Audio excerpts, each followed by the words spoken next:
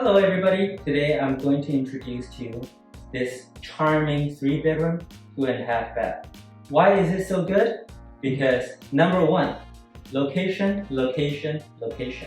This home is situated in Woodbury Irvine, and let me introduce you why is this location such a good choice.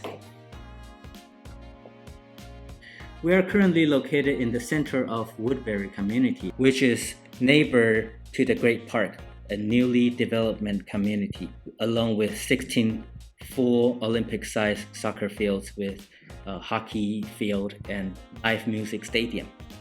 Only 5 minutes away, we will see Woodbury Neighborhood Town Center, where you will find 24-hour fitness, restaurants, spa, nail and salons, and banking centers. You will find all your essential needs.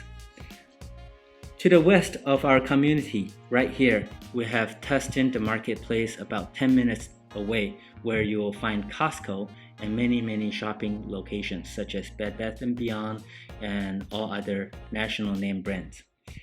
To the southeast of our neighborhood, there is a Spectrum Center.